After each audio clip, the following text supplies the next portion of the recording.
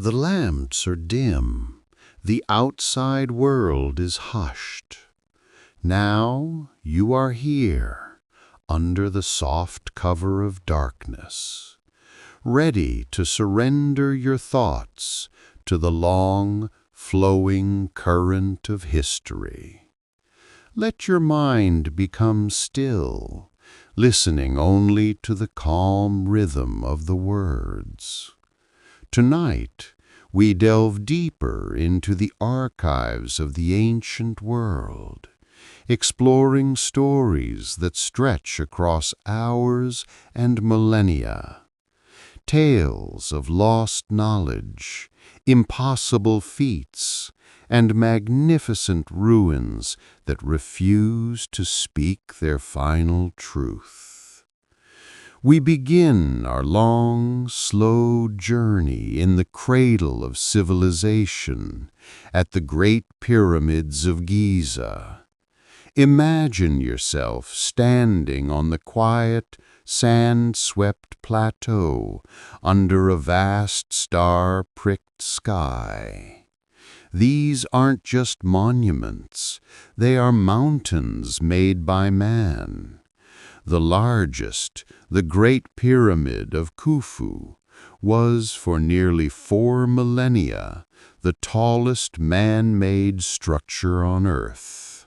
Think about that time frame.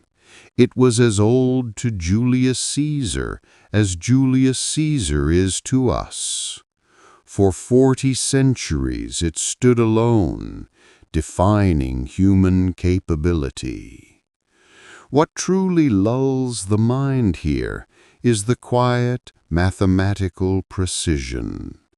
How did the ancient Egyptians manage to align the pyramid almost perfectly with the 4 cardinal directions? The accuracy is so high that modern surveyors marvel at it. And the blocks? 2.5 million of them, each weighing an average of 2.5 tons, hauled and lifted into place. The final capstone, which we can only imagine, must have been a pinnacle of engineering faith. Forget the dramatic theories. Focus instead on the quiet, methodical labor. Imagine the sound of chisels, not today, but 3,000 years ago. The slow, rhythmic scraping of stone against stone. The constant, steady pull of ropes against wooden sledges, day after quiet day, decade after decade. It is the sound of patience, the sound of immense, sustained effort. The sheer scale of the project demanded not just brute force, but an intricate bureaucratic machine that managed logistics, food, water, and tools for thousands of workers over 20 years. The Great Pyramid holds another secret, its internal passages. The Grand Gallery is a soaring, corbelled corridor, impossibly steep, leading to the king's chamber. Its walls are smooth, built with a precision that defies the simple tools of the time. The entire structure is a machine of pure geometry and mass, a silent guarantee of a pharaoh's eternal rest. Now, feel the weight of those millions of tons of limestone above you, a pressure that is not menacing, but profoundly grounding. Let the quiet permanence of the pyramid soothe your thoughts. Take a long, slow breath. Release your thoughts and drift. Our next long passage takes us to the world of lost texts and untranslatable scripts, the silent libraries of history, we revisit the Voynich Manuscript. Picture the book itself. Heavy vellum pages, stained with age, bound in simple, unadorned covers. You open it to find illustrations of plants that do not exist, astronomical diagrams that don't match our skies, and strange, bubbling tubs of liquid surrounding small, naked figures. The text fills the margins and lines, written in an elegant, flowing script that looks like a language but yields no meaning. For centuries, the best minds in cryptography, from Renaissance scholars to modern AI, have failed to crack the Voynich code. Is it a cipher where letters are swapped for others? Is it a constructed language invented for a specific purpose? Or is it a sophisticated, long-running joke, a magnificent hoax designed to look like meaning without ever having any? The ink is real, the effort was sincere, but the message remains forever locked behind the veil of the unknown. The calm, rhythmic curves of the Voynich script, meaningless to the intellect, are purely hypnotic to the eye. Let the idea of an eternal secret gently lull you. From the silent pages of a book, we move to a single, small clay disc, the Phaistos disc. Discovered on the island of Crete, it dates back to the Minoan civilization, roughly 1700 BC. The disc is covered on both sides with a spiral of stamped hieroglyphic symbols, 241 impressions made from 45 distinct stamps. This makes it one of the earliest examples of a printed text. But what does it say? Like the Voynich manuscript, the language and script are unique, unlike any other Minoan writing, like Linear A. Because it is a singular artifact, there is no Rosetta Stone, no key to unlock its meaning.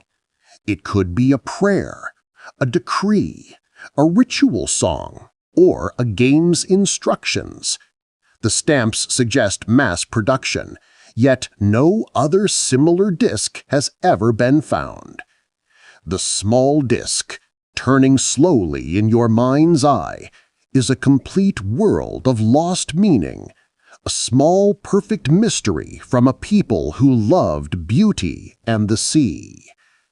Let the quiet frustration of the forgotten codes soften your edges. Breathe deeply and sink down. We now ponder the endings, the great, magnificent cultures that simply ceased to be, leaving behind only magnificent ruins.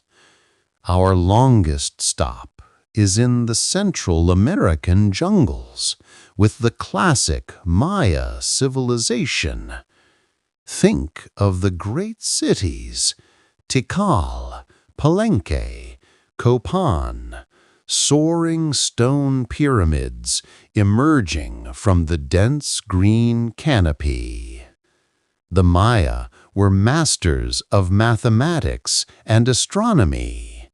They invented the concept of zero independently, predicted solar and lunar eclipses, and developed a calendar of astonishing complexity. Their civilization flourished for over 6 centuries. Then, around the 9th century AD, something quiet yet catastrophic happened. The magnificent cities in the southern lowlands were abandoned. Construction stopped. The dense population scattered. This was not a quick, single event like the fall of Rome, but a mysterious, drawn-out decline, often called the classic Maya collapse. Why did this grand civilization dissolve? Was it environmental? A series of severe droughts pushing the limits of their agricultural systems? Was it political? Endless warfare between the city-states, sapping their strength? Was it social? Peasant revolt against the ruling elite, shattering the established order? The truth is likely a quiet, complex combination of all these factors.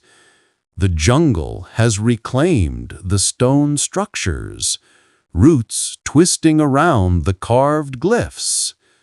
Today, the ruins stand silent, bathed in a soft, humid light, a reminder that even the most brilliant achievements are temporary. Listen to the quiet rustling of the jungle leaves, whispering secrets the glyphs refuse to share. Now, drift north to the vast deserts of the American Southwest. Here, the ancestral Puebloans, often called the Anasazi, built magnificent cliff dwellings, cities carved directly into the high sandstone walls of canyons, such as at Mesa Verde and Chaco Canyon. These weren't caves. They were multi-story apartment complexes and great ceremonial structures called kivas.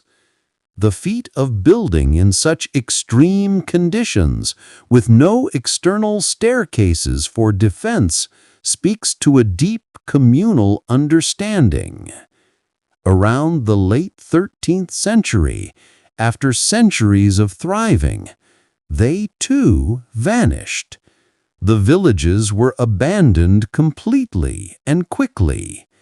The people simply walked away, leaving behind pottery, tools, and the empty, sun-baked grandeur of their homes.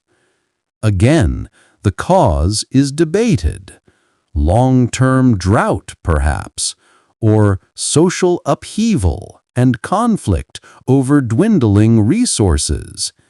Whatever the reason, imagine the final, quiet moments, the decision to leave, the final walk out of the canyons, away from the stone walls that had sheltered their ancestors for generations. The silence they left behind is absolute. Feel the gentle weight of the forgotten past, the quiet collapse of a great city, the empty echoes in a stone canyon. Your breath is steady, your mind is heavy, you are deeply relaxed. For our final long drift, we turn to the small, strange corners of history, facts so bizarre they seem invented. Imagine a journey to medieval Scotland, where you meet King James IV. This was a king with many talents and a keen scientific curiosity. But he also had an exceptionally strange experiment. James IV was curious about the original natural language of humanity. He theorized that if a child was raised without ever hearing a single spoken word, the language they eventually spoke would be the pure, untainted language of Adam and Eve. So he conducted a quiet, bizarre experiment. He sent 2 young children to the remote, isolated island of Inchkeith, placing them under the care of a deaf woman. Their entire auditory world was the wind, the sea, and the occasional bleating of sheep. History records that when they finally began to make sounds, they did not speak Hebrew, Greek, or Latin. They spoke fluent Gaelic, the language of the local Scottish fishermen. The experiment was scientifically flawed, but the image remains. Two silent children, a deaf caretaker, and the quiet, strange test of human nature on a lonely, wind-swept island. Now shift your focus to the 18th century, to a small, obscure village in Siberia. In 1771, a man named Matvei Kopeikin claimed to be the last surviving soldier of the Roman legions. He was a colossal man, dressed in rough furs, who spoke only a strange dialect of Latin, and insisted his village was a final Roman outpost. Of course, this was impossible. The Roman Empire had fallen centuries earlier. Kopeikin was likely a runaway peasant with a remarkable imagination and a very strange accent. But the story, the idea of a final forgotten legionary guarding an eternal flame in the frozen heart of Siberia, is a beautiful, absurd comfort. Now shift your focus to the smallest, most charming historical oddity, the dancing plague of 1518 in Strasbourg. Imagine a woman, Frau Trophia, stepping into the street and simply beginning to dance. She did not stop. Soon others joined her. Within a month, hundreds of people were dancing uncontrollably, day and night, unable to stop until some collapsed and died of exhaustion, stroke, or heart attack. There was no music, no clear reason, just relentless manic movement. Historians believe it was a mass psychogenic illness, a product of immense stress, famine, and religious fear. But picture the scene, hundreds of silent, exhausted people, compelled by an invisible force, dancing the dance of death under the hot sun. It is a story of human fragility, of the mind's strange power, and now it is a quiet, final oddity in your journey towards sleep. The words are slowing now. The stories are blending into a single, long current. The great stones, the sealed books, the empty cities, and the dancing crowds are all receding into the deep, dark calm of the past. Rest deeply now. The secrets of history will keep watch while you sleep. Good night.